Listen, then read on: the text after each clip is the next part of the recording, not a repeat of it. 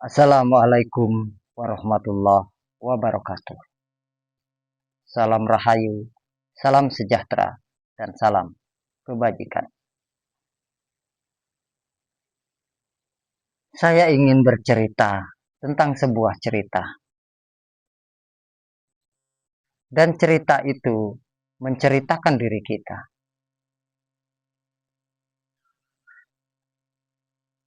Dan cerita itu berbunyi, Bismillahirrahmanirrahim. Ini yang ingin saya ceritakan. Apa itu Bismillahirrahmanirrahim? Dan yang saya bicarakan ini tentang sudut pandang kesadaran.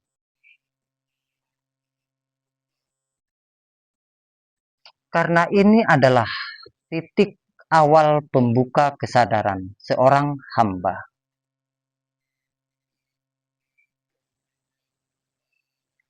Bismillahirrahmanirrahim.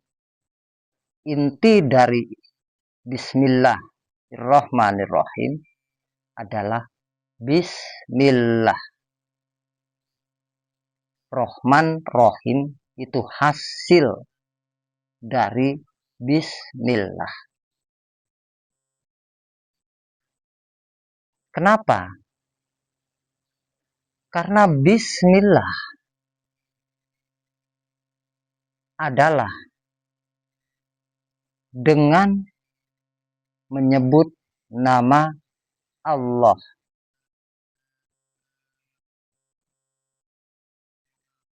Maka hasilnya Rahman Rahim.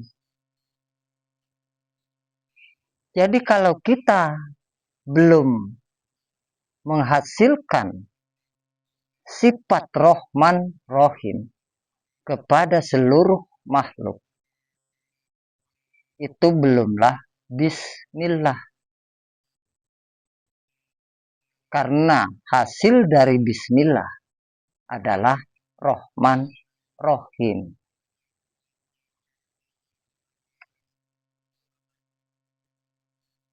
Yang dimaksud Bismillah. Bismillah itu dengan nama Allah. Nah, kalau kita sadar, maka kita akan menyadari. Kalau kita menyadari akan Bismillah, maka kita akan berkesadaran Bismillah yang pasti akan menghasilkan Rahman Rahim. Bismillah dengan nama Allah. Apa sih yang maksud dengan nama itu? Dengan nama Allah itu. Kata lain dari dengan adalah bersama. Betul apa betul? Kata lain dari Bismillah atau bersama atau dengan adalah bersama. Berarti selama ini kita tidak menyadari atau belum menyadari bahwa selama ini kita itu bersama dengan namanya. Padahal Bismillah ini mengandung makna yang sangat luas sekali. Karena kita belum tahu, karena kita belum sadar, maka kita mengucapkan Bismillah itu hanya di lisan, enteng saja. Bismillahirrahmanirrahim. Dengan menyebut nama Allah yang Maha Pengasih lagi Maha Penyayang. Ringan saja. Seakan tidak ada makna kepada diri. Padahal Bismillah itu bercerita tentang diri kita. Mana yang hamba, mana yang dihamba.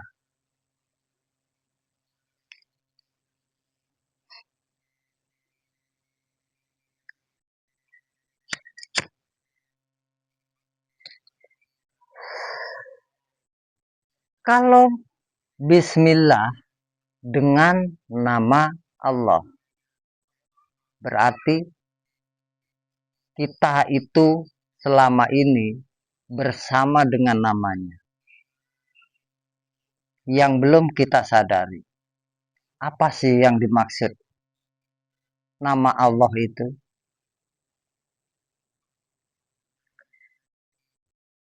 Nama Allah itu terdiri dari huruf lam, alif, alif, lam, lam, ha. Kalau di dalam bahasa Arab. Nah, apa maksudnya ini? Alif itu api, lam itu air, lam yang kedua itu angin, dan ha itu bumi. Ini yang dimaksud nama Allah. Yang dimaksud nama tuh ini. Yang dimaksud nama Allah tuh ini. Nah, lalu apa kaitannya dengan diri? Yang aku itu lebih dekat daripada urat nadimu. Di bismillah ini itu diungkap sebenarnya. Cuman kita belum menyadari saja. Makanya perlahan kita akan sharingkan, akan bicarakan. Ini bukan tentang salah atau benar, tapi ini tentang kesadaran kita.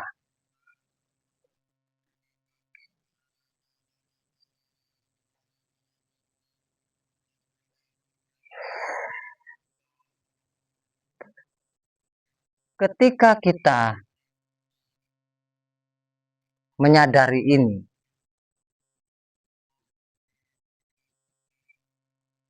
maka kita akan benar-benar sadar bahwa diri kita itu panah. Diri hamba itu panah. Tidak ada, mati, hancur. Ketika yang dimaksud nama Allah itu adalah alif, lam, lam, ha.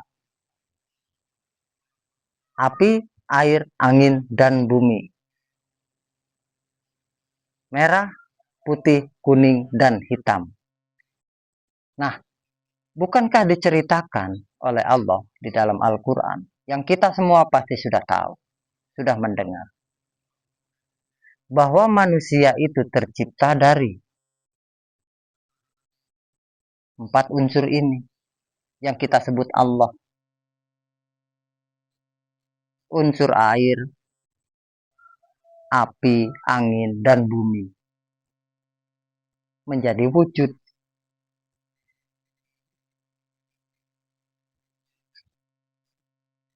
Coba renungkan, sadari, agar kita bisa berkesadaran. Yang sesadar-sadarnya sadar.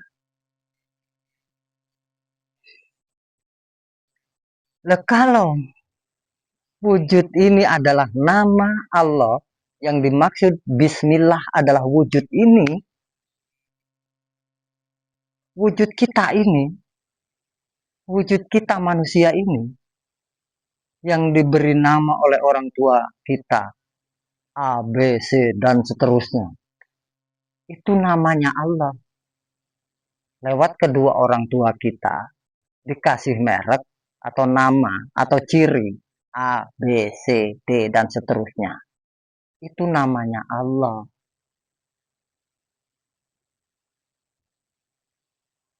Lalu yang disebut hamba yang mana?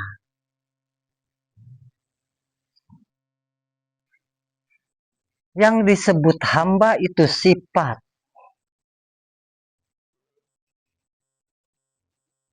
Di dalam Al-Quran bahwa ada sifat Allah yang 99. Ada yang baik, ada yang maha baik, ada yang buruk, ada yang maha buruk, ada yang jahat, ada yang maha jahat, ada yang halus, ada yang maha halus, ada yang kasar, ada yang maha kasar, dan seterusnya. Sifat-sifat Allah. Nah, coba renungkan secara mendalam di dalam diri kita ada enggak sifat itu? Yang baik, yang buruk, yang jahat, yang kasar, yang halus, yang sopan, yang tidak sopan. Ada enggak sifat-sifat itu bersama diri kita? Sebenarnya bismillah itu mengarahkan ke situ. Mengarahkan ke sifat Allah yang 99. Dan seluruh sifat itu sifat Allah, kan? Iya kan? Nah, sementara Allahnya wujud. Bagaimana? Bagaimana coba? Kalau sudah begini.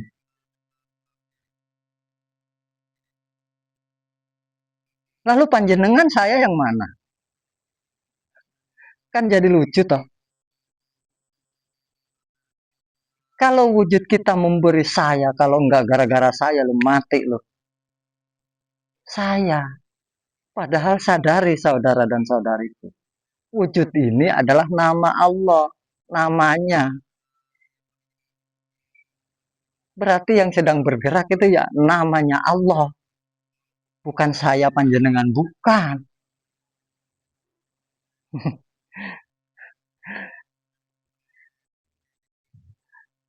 Jadi unik jadinya.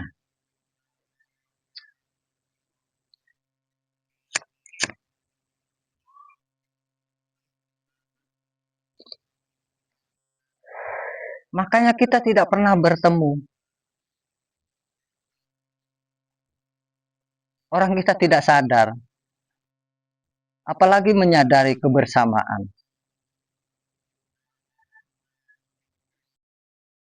Jadi yang dinamakan dengan nama Allah antara sifat dan wujud.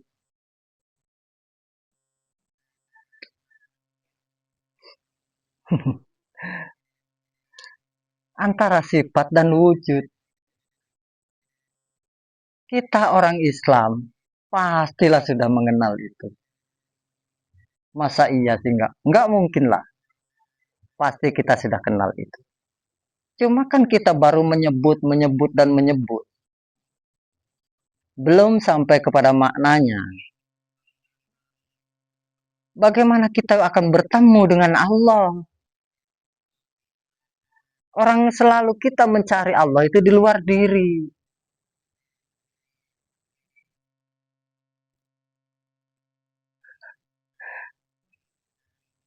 Sedangkan Allahnya itu adalah wujud. Yang sering kita baca Bismillah.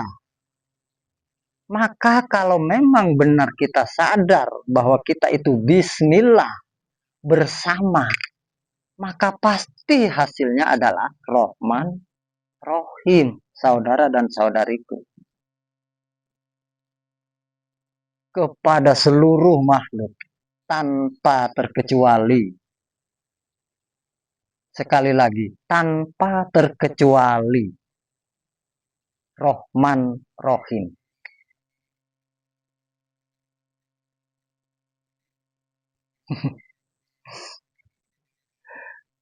Sungguh unik. Terima kasih. Terima kasih alam semesta. Terima kasih. Terima kasih.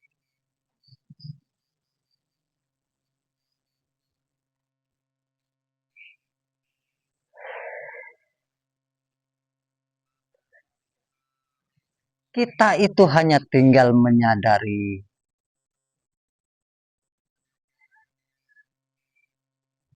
Karena di video yang kemarin sudah saya katakan bahwa wujud kita manusia ini adalah kitab suci ada makna. Yang berbudi bawa laksono dan berulang reh sejati. Di Bismillah ini kan ditegaskan. Tegas sekali. Yang nafsu itu adalah Allah, yang sifat, yang punya sifat, yang punya wujud adalah Allah. Lalu bagaimana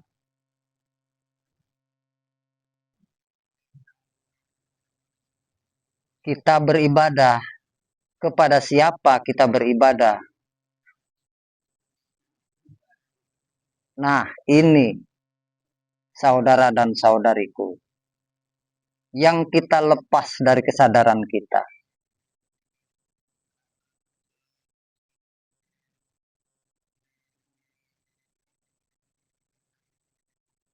Yang dimaksud sholat adalah dikrullah, dikir, mengingat Allah atau mengingat Allah. Ini terkait. Artinya, yang dimaksud mengingat Allah itu adalah mengingat diri. Karena diri ini adalah wujud yang dimaksud Allah.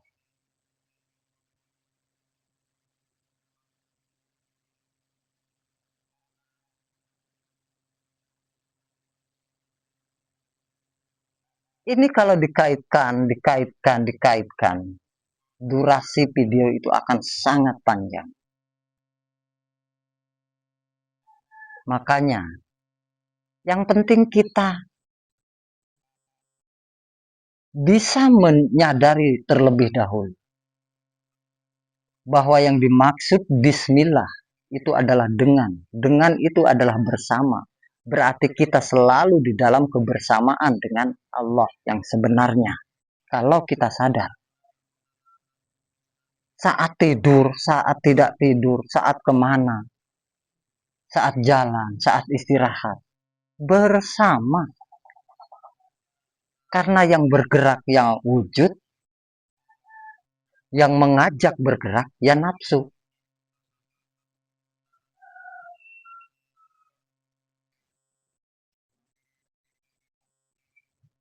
Kalau tidak ada nafsu di dalam diri, ya tidak akan ngapa-ngapain. Ke sana tidak ingin, ke sini tidak ingin, itu tidak ingin, ini tidak ingin. Bukankah begitu? Nah, lalu hamba ini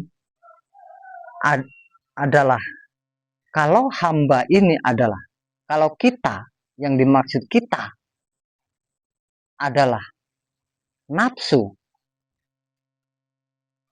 kepada siapa nafsu harus menyembah? Nah, kita mesti ingat di awal cerita kejadian alam semesta bahwa diceritakan, kuambil sebagian ruhku untuk menghidupi wujud Adam. Nah, ini saudara dan saudariku, di sini letaknya. Kemana kita akan menyembah? Kemana kita akan mengabdi? Kemana nafsu akan patuh? Kemana nafsu akan tunduk? Kemana nafsu akan menghamba? Seluruh nafsu, seluruh sifat yang 99 itu harus menghamba kepada ruh Allah, ruh Tuhan. Kalau di dalam saudara dan saudariku Nasrani, ruh kudus. Dan ruh kudus itu ada di titik terdalam diri manusia. Ada 7 lapisan untuk bisa memasuki di mana Roh Kudus, di mana Roh Suci itu berada, bersinggasana.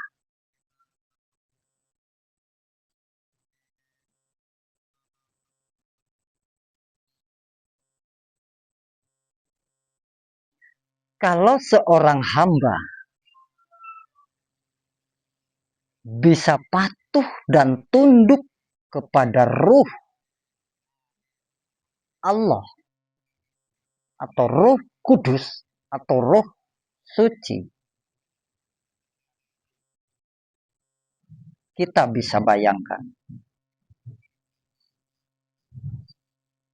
kejahatan itu tidak akan pernah ada.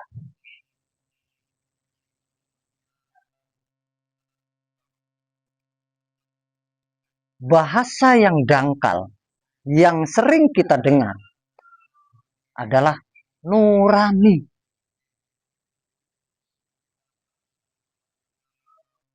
Satu-satunya pusaka pada manusia yang tidak pernah berdusta dan tidak mau diajak berdusta adalah nurani. Renungkan saja saudara dan saudari. Jika kita patuh kepada nurani kita yang ada bersama diri kita,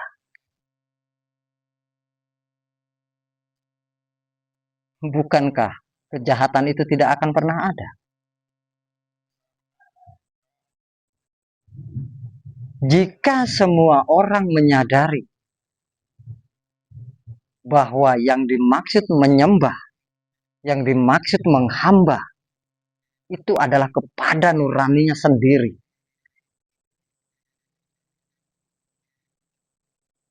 Bukankah Allah juga mengatakan, jika kau mencariku keluar dari dirimu, kamu tersesat semakin jauh.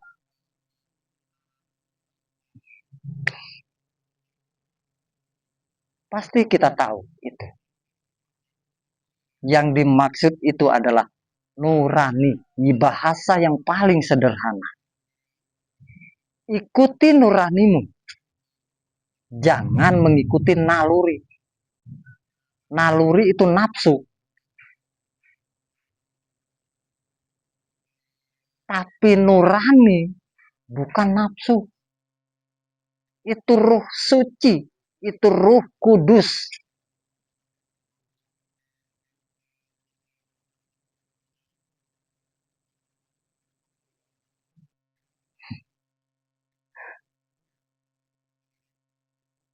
Kan simpel sebenarnya saudara dan saudariku.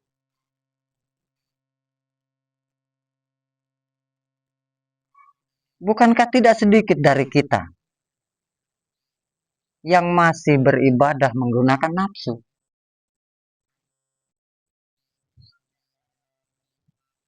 Tidak sedikit. Sholatnya karena ingin dimasukkan ke dalam surga. Sholatnya karena ingin terhindar dari neraka. Itu pamrih semua. Itu pamrih.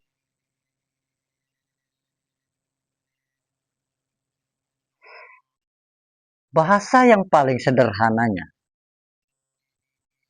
Surga itu tentang kenikmatan.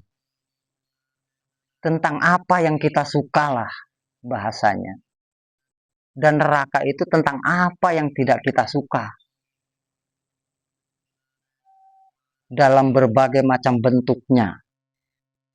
Itu yang dimaksud surga dan neraka itu. Janganlah bermimpi terus-terusan. Lawang surga dan neraka itu paket. Tidak bisa kita memilih, aku mau ke surga saja. Aku tidak mau ke neraka, tidak bisa. Tidak bisa, tidak begitu.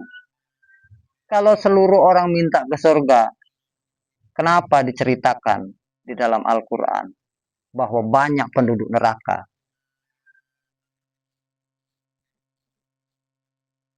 Padahal semua orang Islam itu sholat untuk menuju ke surga.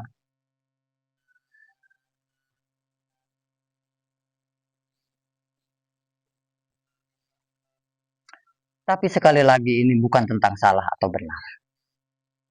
Karena salah dan benar itu hanya tentang sudut pandang kita. Ini tentang kesadaran. Jika kita bisa menerima kesadaran ini, maka itulah kita akan mengerti.